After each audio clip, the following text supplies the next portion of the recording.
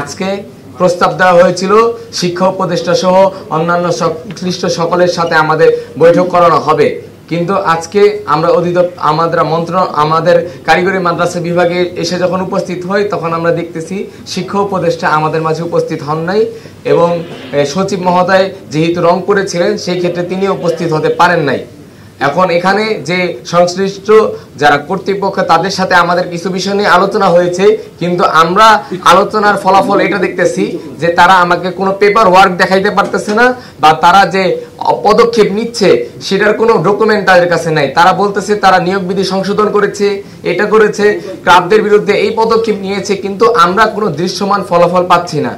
তাদের সকল কিছুতেই তারা আলোচনার সময় লাগবে, সময় ক্ষেপণ করার প্রস্তুতি আসতেছে। তাই সেই ক্ষেত্রে আজকের বৈঠকে আমরা কারিগরি ছাত্র আন্দোলন বাংলাদেশ কোনোভাবেই সন্তুষ্ট নই।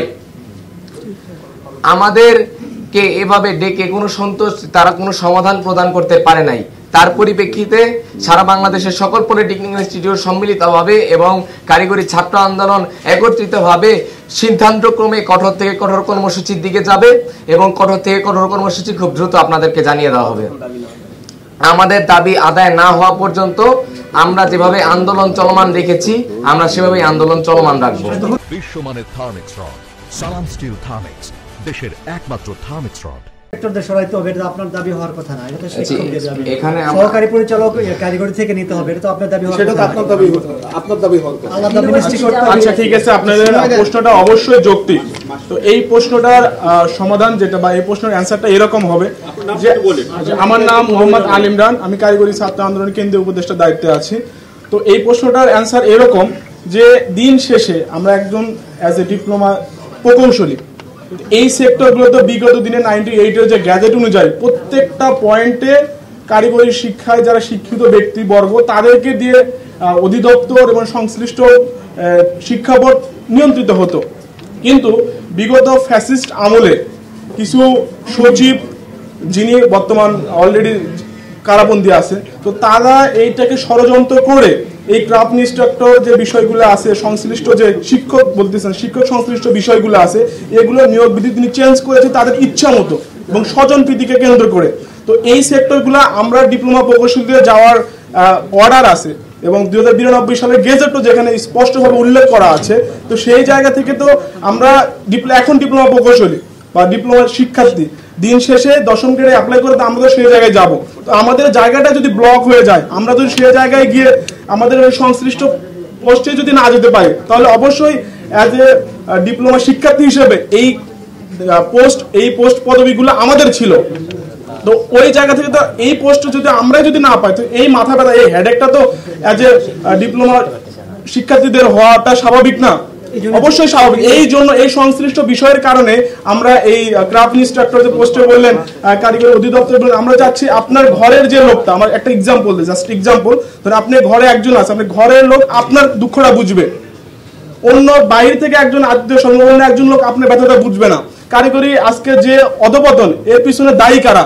এর পিছনে দায়ী নন টেক যে পার্সন গুলো আছে, যারা কারিগরি শিক্ষার বহির্ভূত শিক্ষিত পার্সন, যারা এসে এই দুর্ভোগ এই কি বলে বর্তমান যে অস্থিতিশীল পরিস্থিতি, বর্তমান কারিগরি শিক্ষার যে দুরবস্থা, এটার জন্য তারা দায়ী।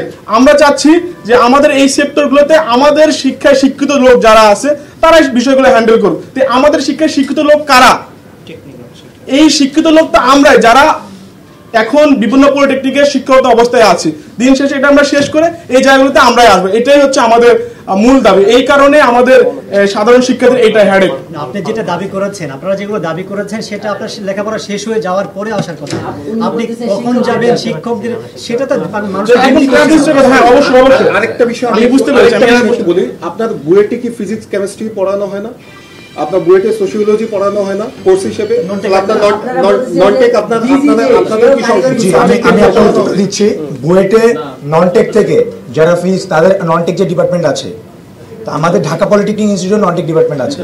আমরা বলেছি পরিচালনার ক্ষেত্রে নন টেক থেকে পরিচালনা আসতে পারবে না।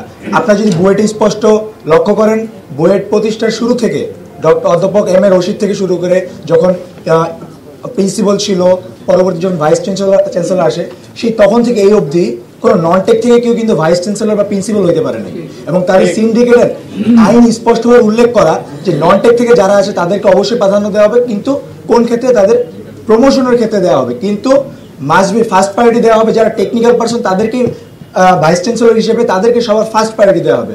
সেই ক্ষেত্রে একটা ইঞ্জিনিয়ারিং ইনস্টিটিউট, পলিটেকনিক ইনস্টিটিউট কিভাবে পরিচালনার ক্ষেত্রে নন টেক থেকে ব্যক্তিরা থাকে। আমরা নন টেকের বিরুদ্ধে না, আমরা নন টেকের পরিচালনার বিরুদ্ধে।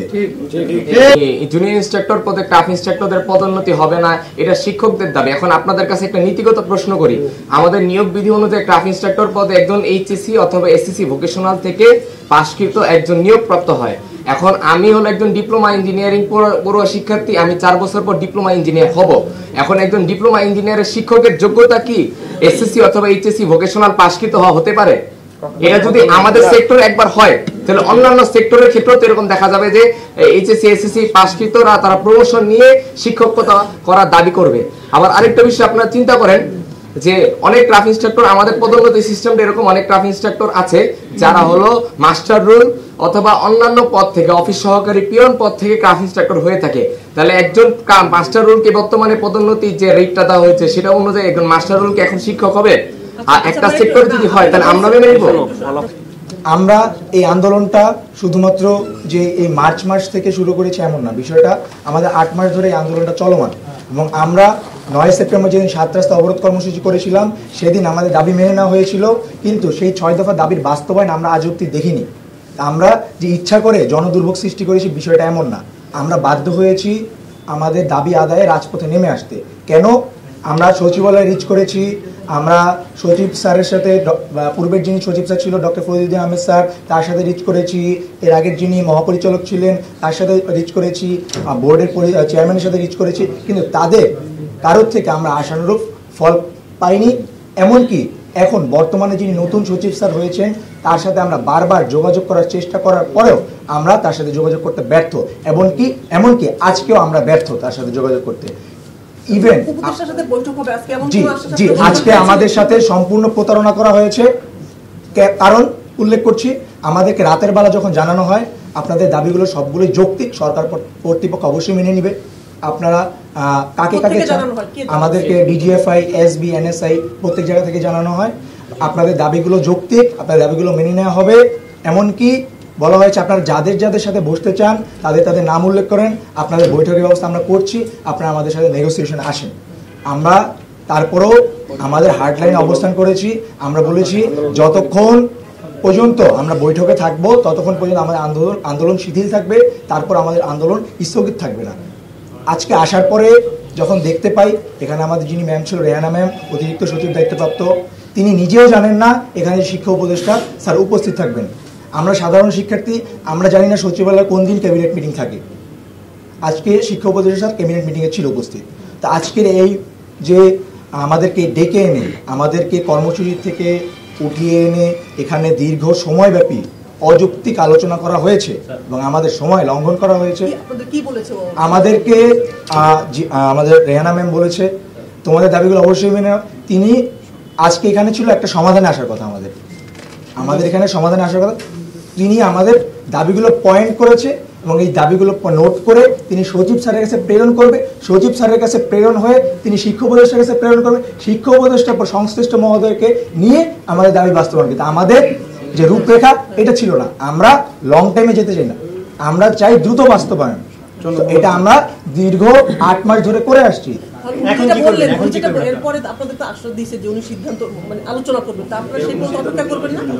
আমরা যে আশ্বাস পেয়েছি এই আশ্বাস আমরা বিগত 8 মাস থেকে এর থেকে ভালো আশ্বাস পেয়ে এসেছি, কিন্তু বাস্তবায়ন আমরা দেখিনি।